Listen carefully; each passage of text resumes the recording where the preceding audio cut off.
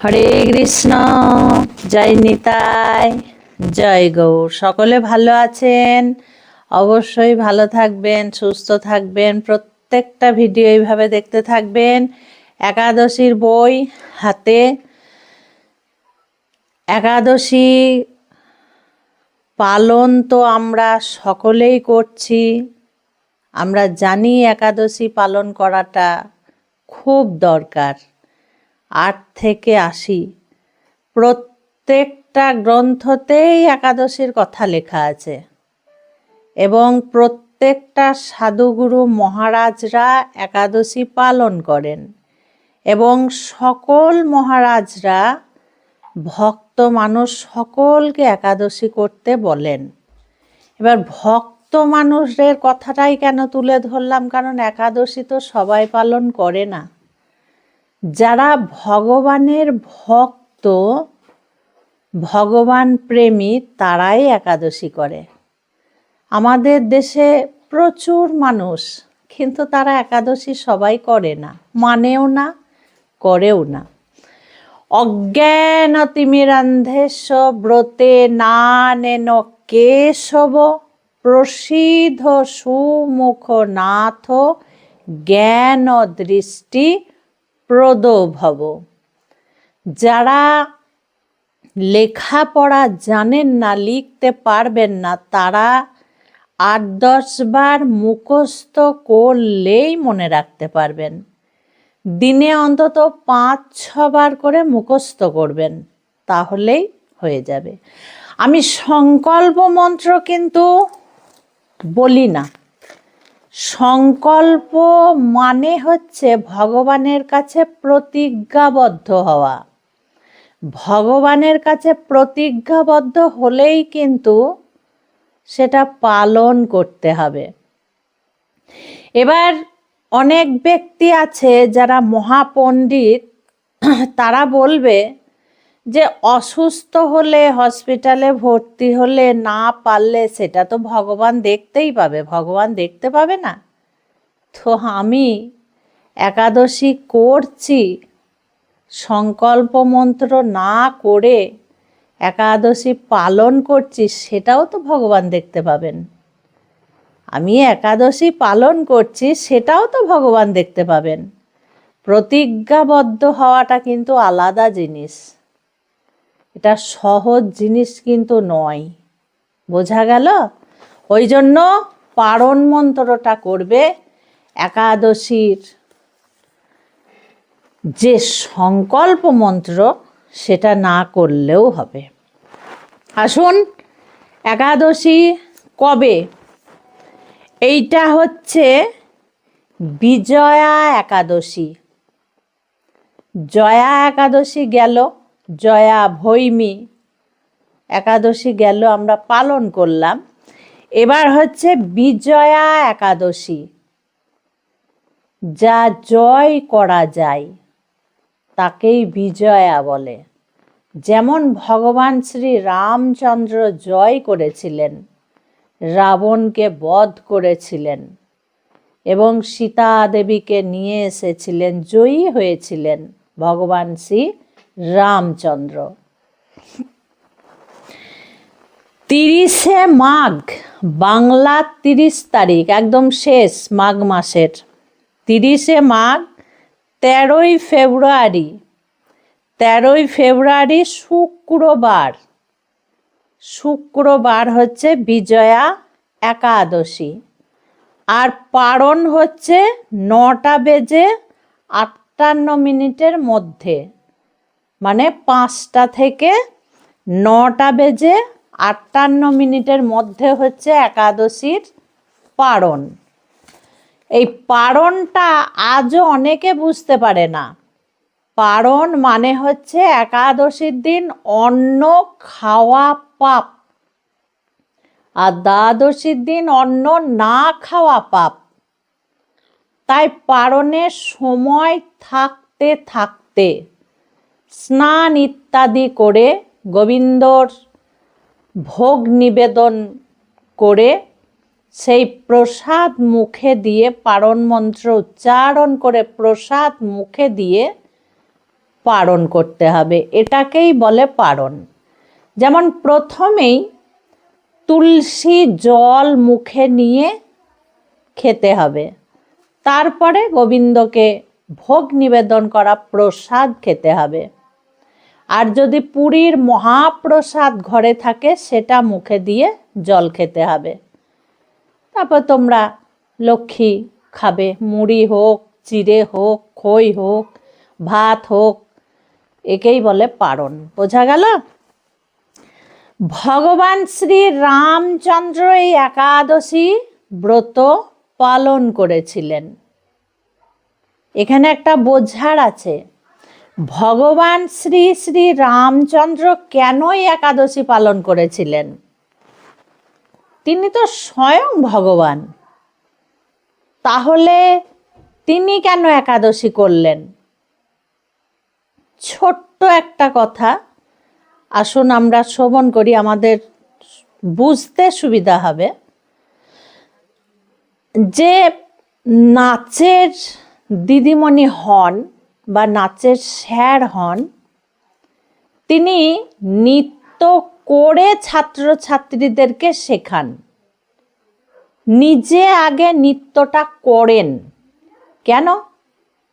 তিনি তো একজন নাচের দিদিমণি বা স্যার, ওনাদের নাচ করার কি দরকার এখানে? দরকার তো আছেই, আপনারা তো বুঝে গেছেন। কারণ নৃত্যটা ছাত্রছাত্রীদেরকে না দেখালে ছাত্রছাত্রীরা শিখবে কি করে? তার জন্য দেখাতে হবে, ঠিক কি না? আমাদেরকে পিতা মাতা, দাদু, ঠাকুরদাদা, দিদা, ঠাকুমা, এনারা কথা বলে আমাদেরকে শেখান। কারণ আমরা ওনাদের মুখ থেকে কথাটা শুনে শুনে বলেছি ছোটবেলায়, তারপরে আমরা শিখেছি। ভগবান রামচন্দ্র জানেন যে এই কলির প্রাণীরা কোনো কিছু এমনি এমনি করবে না। ভগবান আমাদেরকে দেখানোর জন্য, আমাদেরকে বোঝানোর জন্য নিজে একাদশী পালন করে আমাদেরকে শিক্ষাটা দিয়েছেন। তাহলে ভগবান রাবণকে মারা বা লঙ্কা যাওয়া বা সমুদ্র পার হওয়া বা সীতা দেবীকে খুঁজে পাওয়া, এগুলো কি ভগবানের কাছে হাস্যকর ব্যাপার নয়? এগুলো কি ভগবান নিজে পারবেন না? কিন্তু না, কর্মের মধ্যে দিয়েই ভগবান শিখিয়ে দিয়েছেন যে আমরা পৃথিবীতে এসেছি কর্ম করতে, কর্ম থেকে দূরে থাকার জন্য নয়। ভগবান শ্রী রামচন্দ্র যখন একাদশী পালন করেছেন, তখন আমাদেরকে বুঝে নিতে হবে যে আমাদেরকে একাদশী পালন করতেই হবে। ভগবান স্বয়ং যখন একাদশী করেছেন, তখন আমাদেরকে এই একাদশী ব্রত পালন করতেই হবে। তো ভগবান শ্রী রামচন্দ্র যেহেতু একাদশী করেছেন, এই বিজয়া একাদশী, এই একাদশী তো আমাদেরকে দূরে রাখলে চলবে না, আমাদেরকে করতেই হবে এই একাদশী। আমি আবারও বলছি, যে মায়েরা, যে বাবারা ভীষণ অসুস্থ, সাবু খেতে পারেন না,